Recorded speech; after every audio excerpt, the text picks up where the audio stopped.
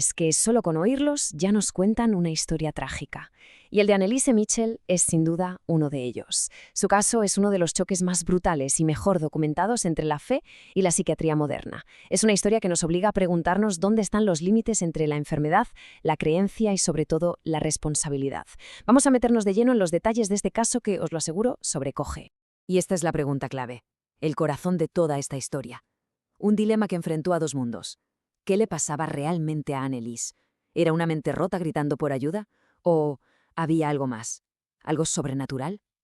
A lo largo de este análisis vamos a ver las pruebas que apoyan cada una de estas visiones. Mirad, ella era Anneliese Michel, una chica joven de la Baviera más devota en Alemania. Soñaba con ser profesora, una vida normal. Pero su vida se convirtió en un auténtico calvario de 7 años. Un viaje a la oscuridad que acabó con su muerte después de un exorcismo que, ojo, fue aprobado por la Iglesia Católica. Y claro, esto encendió un debate que a día de hoy sigue muy, muy vivo. Vale, para entender bien este lío vamos a ir por partes. Primero veremos cómo empezó todo, este dilema mortal. Luego nos metemos de lleno en el meollo, enfermedad o demonio. Analizaremos la batalla entre el ritual y la medicina, para luego presenciar el exorcismo y sus consecuencias fatales. Y para terminar, examinaremos el veredicto que sentó precedente y por qué, a día de hoy, esta historia sigue tan viva en la frontera entre ciencia y fe. Pues vamos al principio. Anneliese se crió en una familia supercatólica. Era una chica, según la describen, sana, tranquila, con una vida por delante. Nadie, absolutamente nadie, podía imaginar que su vida se iba a convertir en el epicentro de un choque brutal entre la ciencia y la fe. Todo se tuerce en 1968. Con solo 16 años, le da una convulsión violentísima. Los médicos le diagnostican epilepsia del lóbulo temporal que puede provocar, por ejemplo, alteraciones de la percepción. Le ponen un tratamiento, pero nada, no funciona. Anneliese no solo no mejora, sino que va a peor, con una depresión cada vez más profunda. Imaginaos la desesperación de la familia, sintiendo que la ciencia les estaba fallando. Y es justo aquí donde la historia se parte en dos. Porque los mismos síntomas que los médicos veían como algo neurológico, su familia y, un tiempo después, varios sacerdotes, empezaron a verlos como señales de algo mucho más oscuro y mucho más antiguo. O sea, fijaos qué locura. Para la medicina, alucinaciones, psicosis, todo producto de la epilepsia. Para la Iglesia, su rechazo a los crucifijos, las visiones de demonios, las voces que oía, todo eso eran pruebas clarísimas de una posesión. Dos formas completamente distintas de entender el mismo sufrimiento terrible. A ver, que la Iglesia no autoriza un exorcismo así como así, ¿eh? Hay unas reglas muy, muy claras en el llamado ritual romano. Aquí la comparación es brutal. A la izquierda, los signos del famoso caso de Ludun, en el siglo XVII, cosas súper espectaculares, como levitar.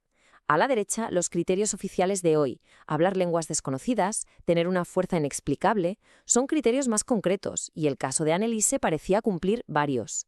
Y uno de esos signos, uno de los más llamativos, es el sansonismo. Básicamente es tener una fuerza física que parece imposible para el cuerpo de esa persona. Y en los ataques de Anneliese se cuenta que hacían falta varios hombres para poder sujetarla. Este detalle, claro, reforzó la idea de la familia de que ahí estaba pasando algo sobrenatural. Y luego está la xenoglosia, que es la supuesta capacidad de hablar idiomas que nunca has aprendido. En las cintas que se grabaron del exorcismo de Anneliese se dice que se oían voces en distintas lenguas. Pero ojo, que ya en el siglo XVII, con el caso de Ludun, hubo gente como Gabriel Naudé que propuso explicaciones alternativas, como la histeromanía, o sea, que sugería que estos fenómenos podían tener un origen psicológico y no demoníaco. ¿Y si el propio tratamiento médico, en vez de ayudar, estuviera echando más leña al fuego?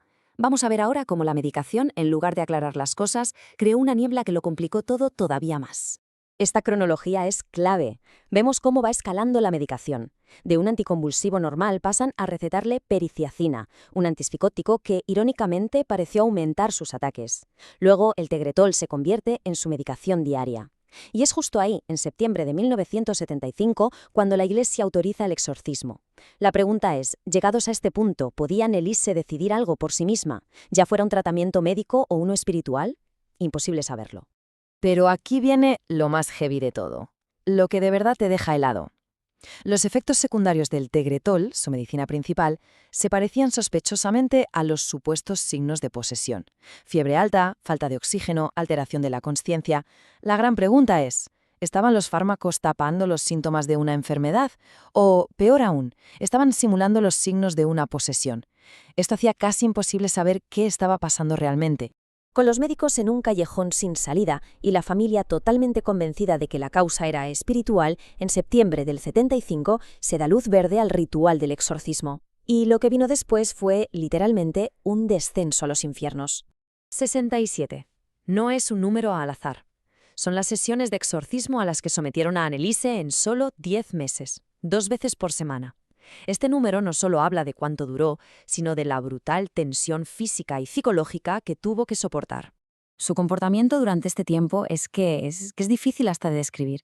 Los informes hablan de automutilación, como hacer 600 genuflexiones al día hasta destrozarse las rodillas. Se negaba a comer, o comía cosas como arañas o carbón. Decía que a través de ella hablaban demonios y personajes como Hitler o Caín. Su cuerpo y su mente se estaban desintegrando por completo. Y en medio de todo este horror está la familia. Esta frase de su madre, Ana, lo resume todo. Para ellos lo que veían no era su hija, era algo antinatural. Esta idea, que nació de la desesperación al ver que la ciencia no daba respuestas, les hizo confiar ciegamente en el ritual como la única salida. Estaban atrapados en una contradicción emocional devastadora. El final, como podéis imaginar, fue terrible. Anneliese no murió por un demonio, murió por causas terriblemente humanas: malnutrición y deshidratación. Pesaba apenas 30 kilos. Su muerte no cerró el caso. Al contrario, abrió uno nuevo, el juicio contra sus padres y los sacerdotes. La muerte de Anneliese llevó el conflicto de su habitación a un tribunal alemán. Ahora, un juez tenía que decidir dónde acababa la fe y dónde empezaba la negligencia criminal. La acusación no se anduvo con rodeos: homicidio por negligencia. El Estado acusó a los padres y a los 2 sacerdotes de no haberle dado la ayuda médica que podría haberle salvado la vida. El tribunal de Aschaffenburg los declaró a todos culpables. La pena fue bastante leve, 6 meses de prisión que no cumplieron, porque el juez entendió que ya habían sufrido suficiente. Pero lo interesante es el argumento del juez. Dijo que su muerte se podría haber evitado si la hubieran alimentado a la fuerza una semana antes. Con esta sentencia, el tribunal apoyó sin lugar a dudas la visión médica por encima de la religiosa. La ley lo dejó claro. La responsabilidad de cuidar el cuerpo estaba por encima de cualquier batalla espiritual. Y uno podría pensar, bueno, esto es una historia terrible de los años 70. Pero no. El dilema que plantea sigue ahí, más vivo que nunca. El choque entre psiquiatría y exorcismo no es algo del pasado. Y si no, mirad este dato que es de ahora mismo.